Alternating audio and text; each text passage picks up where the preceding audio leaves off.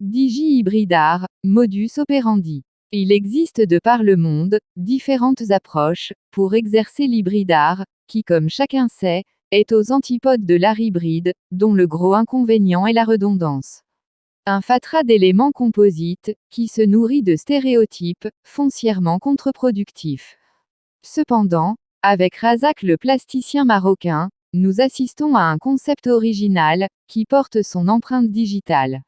Un concept clair et bien défini, où qualité et quantité interfèrent admirablement. Ainsi, pour se démarquer des autres peintres, et des autres genres, il l'appela digi-hybridar. Une suite logique de l'art transcendantal, dont il a ébauché et peaufiné la teneur, dans son livre d'art, paru en 2018, en France, sous le titre « Bousguiba Awards, les vertus d'un prix transculturel ». En effet, c'est l'introduction du digital, en tant qu'outil créatif, qui apporte les nuances.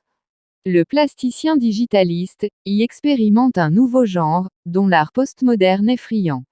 Un alliage fécond où fusion et profusion esthétique opèrent harmonieusement. Un point de jonction, entre deux univers colorés. Une œuvre picturale initiale, donne naissance à une variation de duplicata, qui ont leur propre signification et interprétation. Dans ce processus des multiplicateurs, l'œuvre picturale originale n'est qu'un point de départ. De son esthétique initiale, on en déduit tout un foyer chatoyant, et une succession de métamorphoses. Pas de Photoshop, pas de logiciel de mise en forme, mais une simple application où la sensibilité de l'artiste joue un rôle primordial. Ce qui est magique et prometteur, c'est que chaque œuvre sous-jacente devient à son tour une œuvre matricielle, qui engendre d'autres œuvres sous-jacentes. Ainsi, la peinture devient polymorphe et intensément expressive. Le pictural se transmute en une créativité protéiforme et kaléidoscopique, en atteignant de nouveaux horizons cognitifs.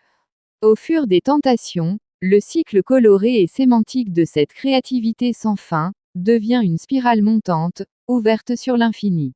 Au sein de cette spectaculaire opération, la digitalisation de la peinture physique, pigments, encre, poudre, pastel, lui confère plus d'effets visuels, et lui ajoute plus de faits émotionnels. Comme ils sont en vogue actuellement, le digital et la cybernétique sont impliqués conjointement, dans un meilleur usage optimisé. Une quantité inouïe de perspectives se profile à l'horizon. L'usage diapographique, le cinéma pictural, impression tout support, y compris le textile, sont désormais à portée d'un clic informatique. Si une image vaut 1000 mots, dit Razak, avec digi-hybridar, on a 10 000 duplicatas artistiques, si différents les uns des autres. Avec sa capricieuse texture, et son attractif ornement ludique, digi-hybridar est contagieux. Bientôt, on verra sur le web, une phénoménale prolifération de designs plagiés, portant ce nouveau label. Nous souhaitons bienvenue aux nouveaux digi-hybrid artistes. Ils peuvent s'inspirer des 35 planches, mises en ligne, et de celles à venir, sur Facebook et YouTube.